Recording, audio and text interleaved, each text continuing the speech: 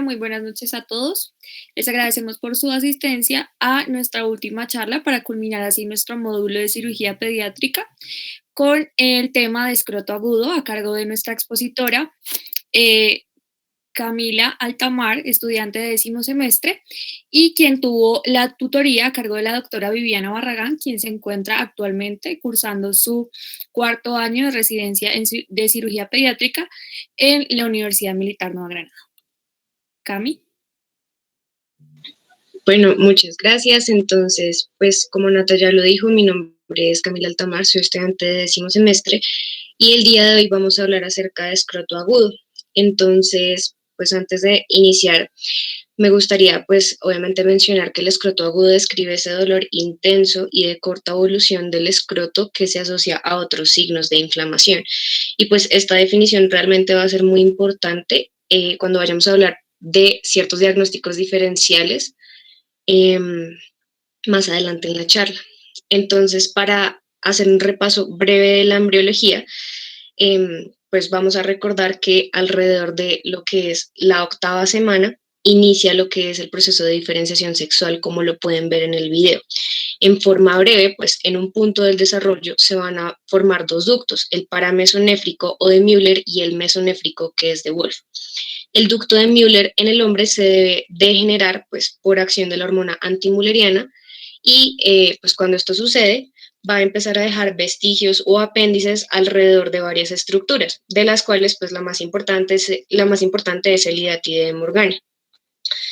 Bajo efectos entonces de la testosterona, esta estructura que ustedes ven en la imagen se va a empezar a cortar, se va a empezar a volver un poco más redonda y las estructuras dentro de ella se van a desarrollar formando lo que son los túbulos seminíferos, así como lo estamos viendo en este momento. Entonces, pues esta estructura, como ven ahí, se va cortando, se va volviendo más redonda y lo que es el ducto mesonéfrico de Wolff se empieza a alargar hasta llegar al polo superior de lo que será pues obviamente el testículo y va a dar origen al epidídimo y a la vesícula seminal.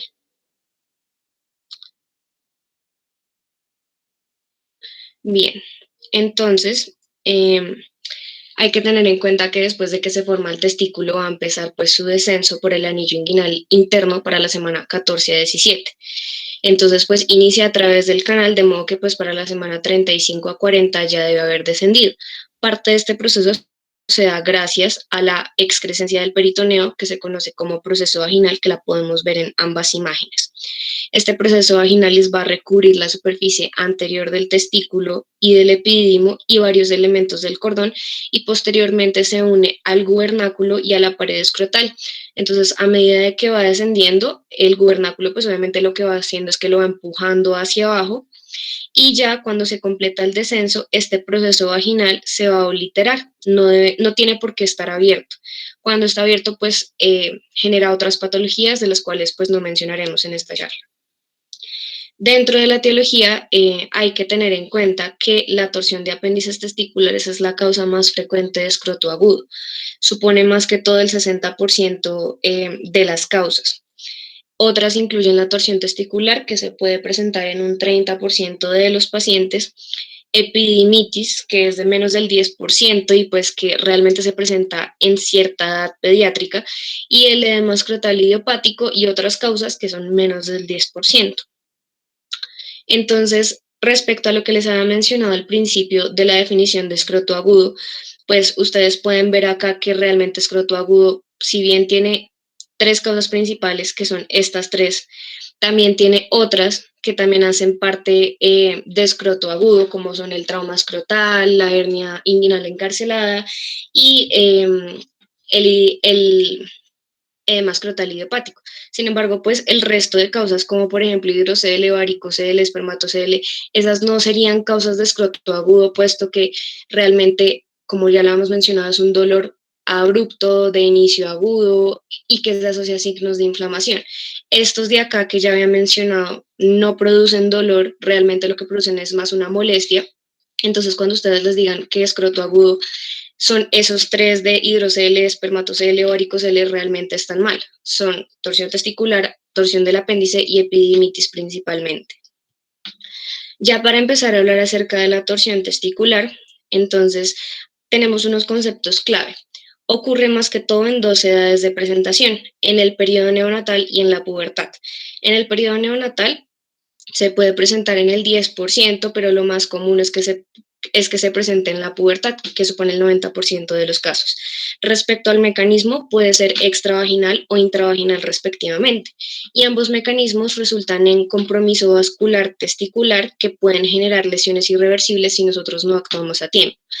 Entonces, como lo vemos en la gráfica, una torsión extravaginal hace referencia a aquella que incluye la túnica vaginal y es la más frecuente en neonatos y ya vamos a hablar un poquito más extensa de esto.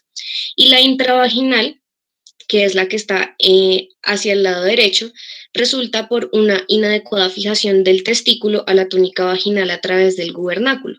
En términos un poco más sencillos de entender, no hay una buena fijación del testículo, entonces este queda móvil dentro del escroto y se tuerce dentro de la túnica vaginal, más no con ella, como ocurre en la extravaginal, que sí es la túnica la que se envuelve. Esto entonces genera que el testículo adquiera una orientación transversal o horizontal que se conoce como deformidad en bajo de campana. La torsión testicular, pues sea extravaginal o intravaginal, entonces lo que va a hacer es causar compresión venosa, un edema testicular y del cordón y posteriormente isquemia causada por oclusión arterial.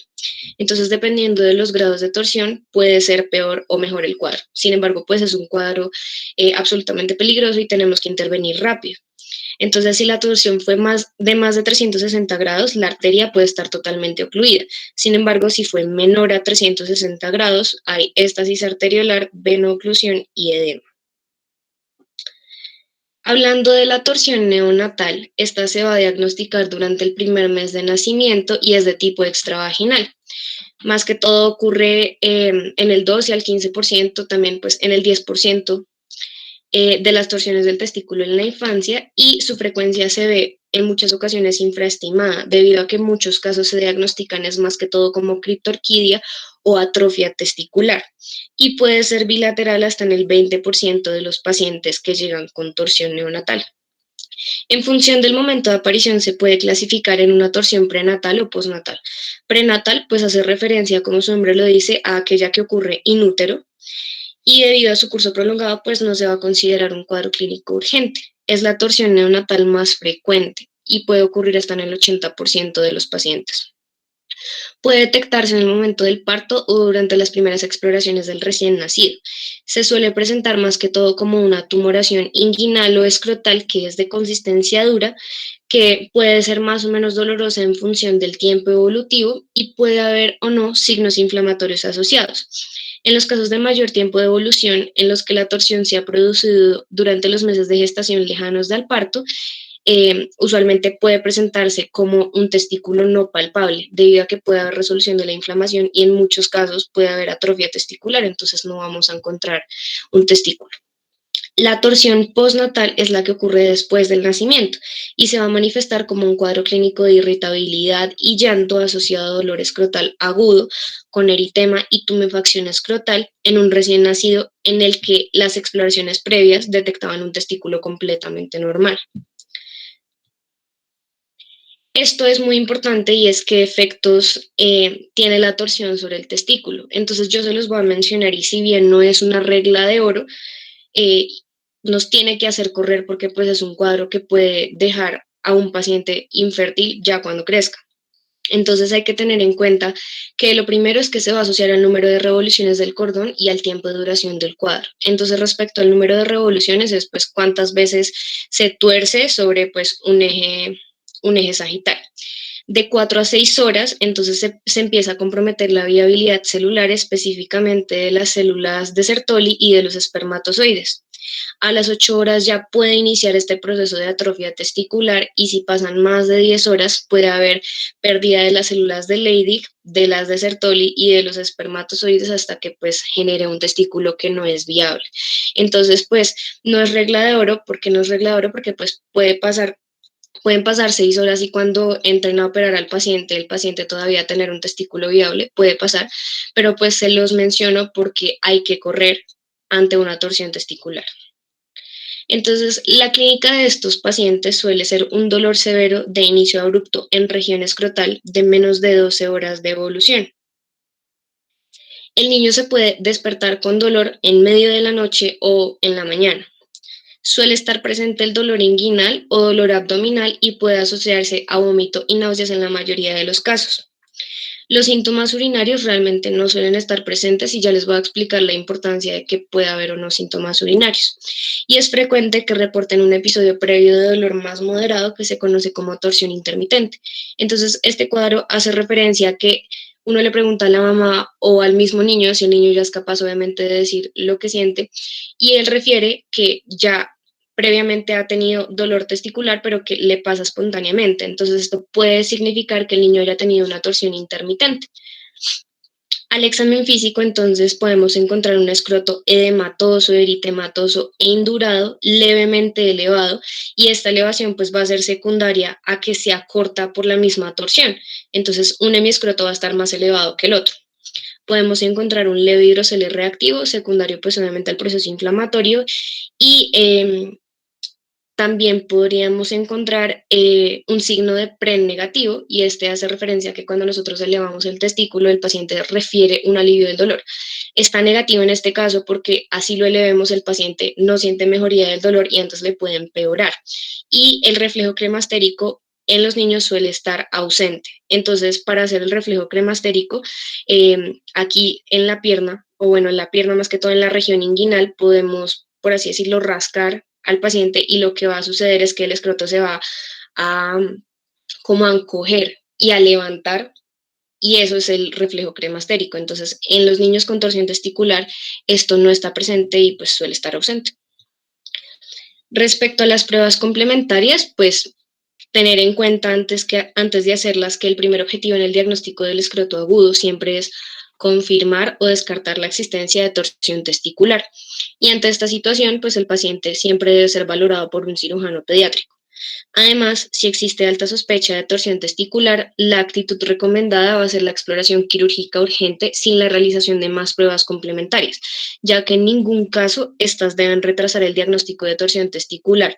¿Por qué? Porque pues este requiere un tratamiento precoz para evitar atrofia y pérdida del testículo. ¿Qué pruebas complementarias hacemos? La ecografía Doppler testicular bilateral. Entonces, estas van a valorar la simetría en relación al tamaño, a la localización, al aspecto del parénquima testicular y a la presencia o no de flujo Doppler arterial. También nos van a dar información sobre el engrosamiento y la posición del cordón espermático, o sea, si hay torsión, si hay engrosamiento de cubiertas testiculares y de la bolsa escrotal, si hay signos inflamatorios de los apéndices testiculares o del epidídimo y el tamaño de los mismos. Esta ofrece una sensibilidad del 65 al 100% y puede tener una especificidad en torno al 75 al 100%, con un valor predictivo positivo del 100% y negativo del 98%. Entonces, característicamente, el flujo arterial está disminuido o no se evidencia en el testículo torsionado, pero es fundamental tener en cuenta algunas consideraciones que pueden llevar a errores diagnósticos. Entonces, así, debido al propio proceso inflamatorio, es posible evidenciar un aumento del flujo venoso por congestión testicular, hipervascularización de las cubiertas testiculares o preservación parcial de la vascularización arterial en las fases iniciales de la torsión testicular, lo que pues puede dar lugar a falsos negativos. Entonces, no dejarnos engañar de que porque hay flujo arterial, el paciente puede no tener la torsión testicular.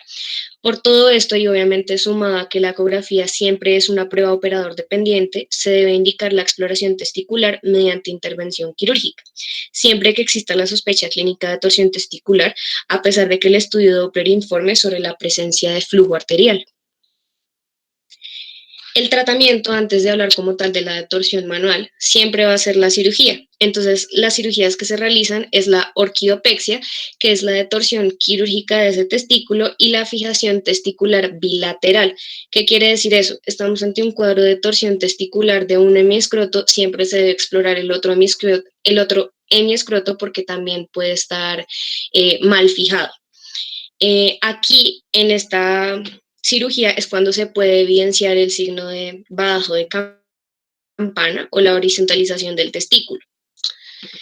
Si el tejido no es viable, pues lo que se le va a realizar al niño es una orquidectomía, pero lo ideal es jamás llegar a eso, sino siempre entrar a intervenir a tiempo.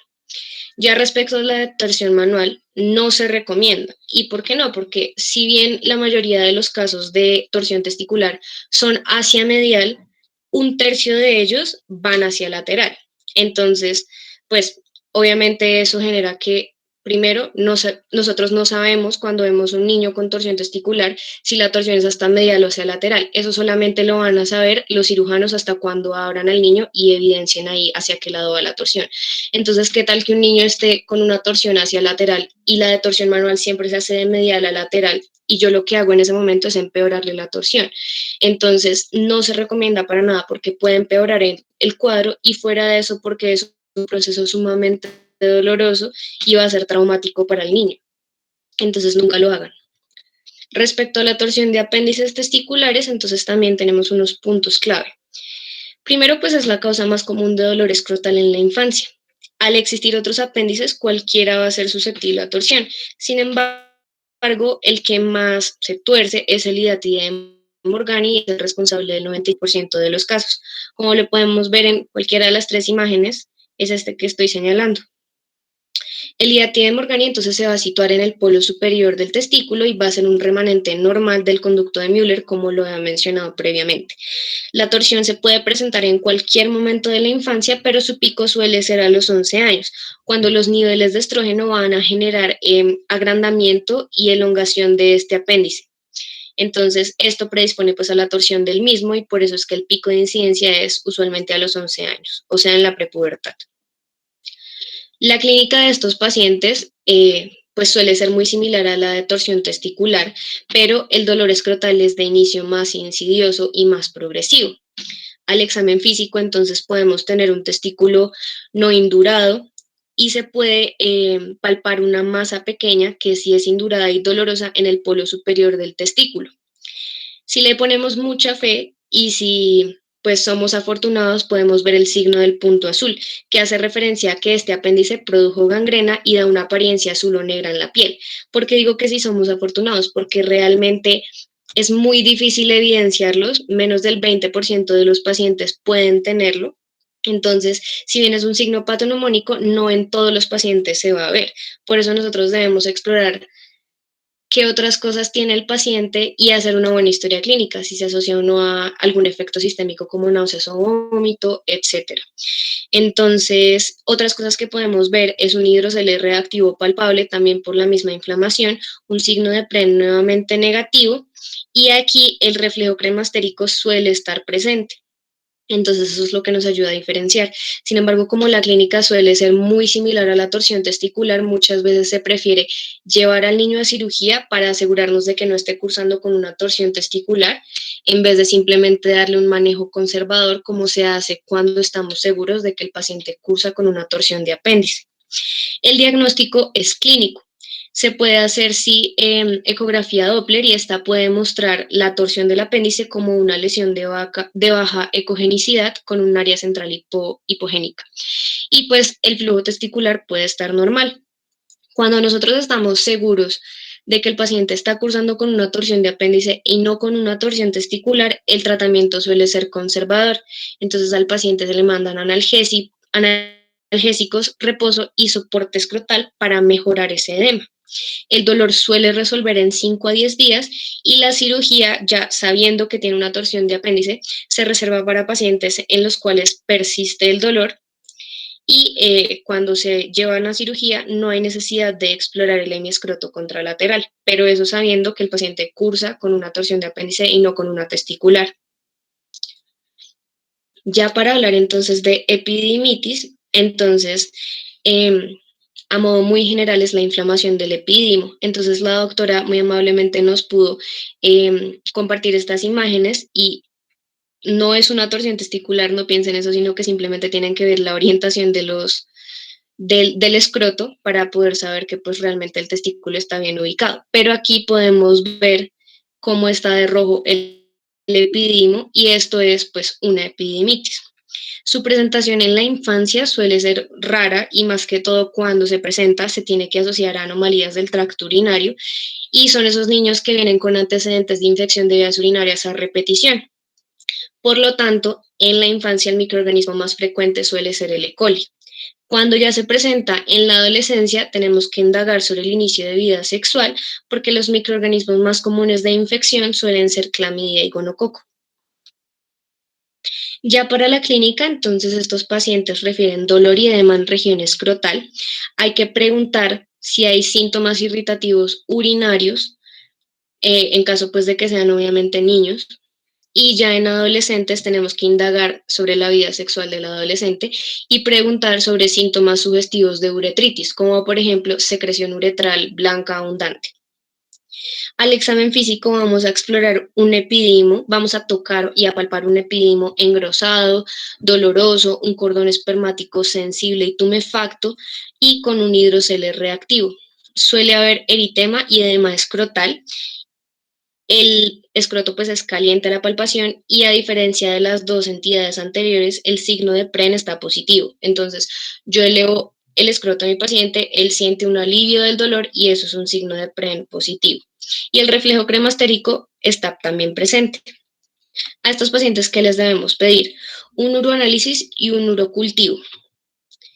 Y pues obviamente si estamos ante un cuadro de epididimitis en un adolescente, tenemos que hacer una evaluación de enfermedades de transmisión sexual que incluye hacer un gramo de secreción uretral si es que esta está presente, amplificación de ácidos nucleicos para clamidia y para Neisseria gonorrea y un urocultivo y uroanálisis pues en busca más que todo de piuria y leucocitosis que pueden ser más que todo sugestivos de la uretritis, así como un test para sífilis y para VIH.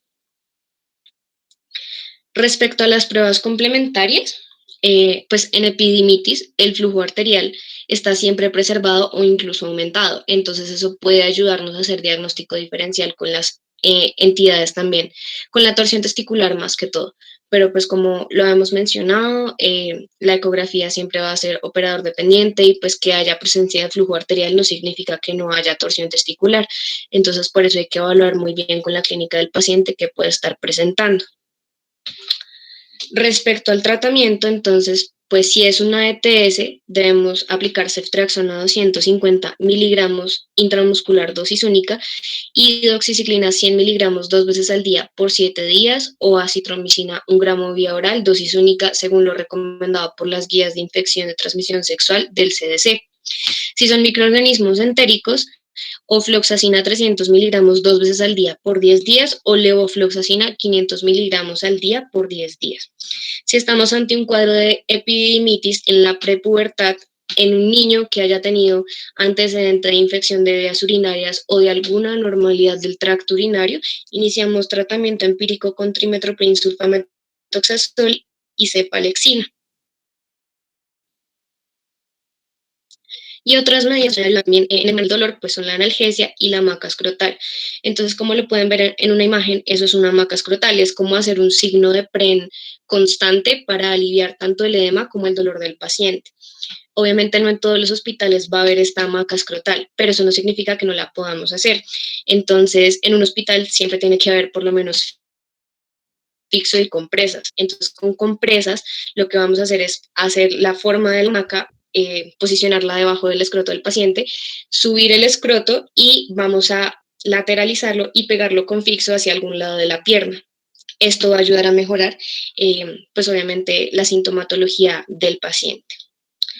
Otras entidades, entonces tenemos el edema escrotal idiopático y entonces pues es una reacción alérgica perineal causada probablemente por reacción de insecto picadura parasitaria.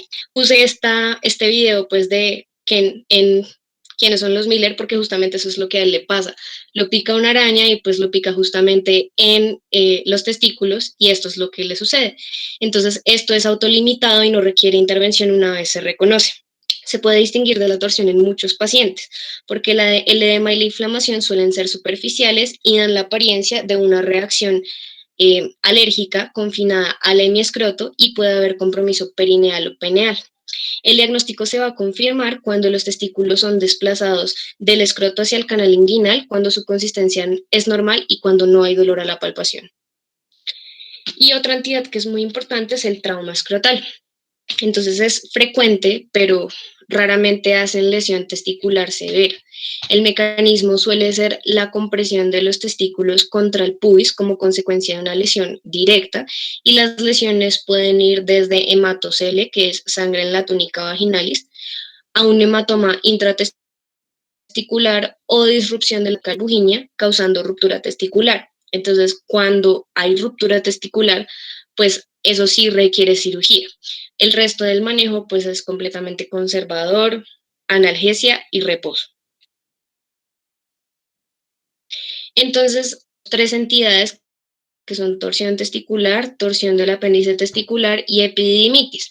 Y el diagnóstico diferencial entre esas tres se hace con base en la edad, si se presenta prepuberal, pospuberal o en la edad neonatal, cómo es la evolución del dolor, si es un inicio agudo o si es más progresivo y difuso, y la localización del dolor, si es en todo el escroto, si es en el polo superior del testículo, si es solamente a la palpación del epidídimo. Cuando está el reflejo cremastérico, entonces descartamos torsión testicular, pero si el reflejo cremastérico es ausente, puede ser torsión testicular. Y tener en cuenta otros hallazgos, entonces si hay compromiso del estado general, si se asocia a vómito, a náuseas o a fiebre, puede indicar torsión testicular o epididimitis. Si hay sintomatología urinaria, antecedente de anomalía del tracto urinario, o si estamos ante un adolescente que ya inició vida sexual, es más que todo epididimitis.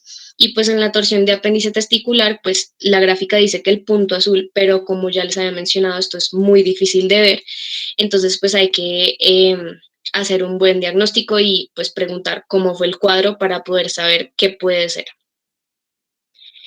Este vendría siendo como el algoritmo, si bien entonces este artículo del cual pues me base descarta primero el traumatismo. Para la vida, lo primero que se debe descartar es la torsión testicular porque es lo que puede afectar a futuro la calidad de vida de ese paciente. Entonces, lo primero que hay que descartar es torsión testicular. Entonces, si hay dolor súbito, intenso, si el testículo está más elevado en un hemiscroto que en el otro, si hay disminución de la movilidad, inflamación difusa, entre otras, pues eh, hay que, hay que sospechar una torsión testicular. Entonces, el tratamiento de la torsión testicular suele ser quirúrgico, no hay otra opción, y siempre debe ser una exploración contralateral, bilateral. Ya por otra parte, si el dolor es más que todo referido hacia el polo superior del testículo, que es progresivo, el testículo de todas maneras es móvil, la consistencia es normal y solamente se siente indurado arriba, pues eso ya nos sugiere una torsión de hidátide, y el tratamiento suele ser sintomático siempre y cuando yo esté segura que ese es el diagnóstico. Respecto a la epididimitis, la misma cosa, buscar dolor en el epididimo o en el testículo asociado a signos inflamatorios, si el testículo es móvil, si la clínica urinaria está presente o si la clínica de uretritis también lo está frente a un paciente adolescente. Eso nos puede sugerir más que todo epididimitis. Y ya para descartar otras causas, ahí sí nos vamos al traumatismo. Si hubo traumatismo, pues clasificarlo en leve, moderado o intenso. El leve requiere pues más que todo reposo y tratamiento sintomático, y el moderado pues una ecografía testicular pues para verificar que todas las estructuras están completamente bien y nada raro está sucediendo y no se trata de una ruptura testicular. Entonces, ya para llevar a casa, tener en cuenta que el diagnóstico de escroto agudo es clínico y el uso de la ecografía Doppler jamás debe retrasar el tratamiento. Segundo, pues la torsión testicular siempre es una urgencia quirúrgica y su diagnóstico es clínico, y cuando se hace la exploración quirúrgica siempre debe ser bilateral. La torsión del apéndice requiere manejo médico y la cirugía solo se hace si el dolor persiste o si realmente no podemos diferenciar la torsión del apéndice de la torsión testicular. Y la epididimitis es un cuadro que es más frecuente de adolescentes y por eso mismo supone menos del 10% de las causas de torsión de escroto agudo, y se debe indagar muy bien sobre las infecciones de transmisión sexual en esta población porque los microorganismos más frecuentemente involucrados suelen ser clamidia y gonococo. Muchas gracias.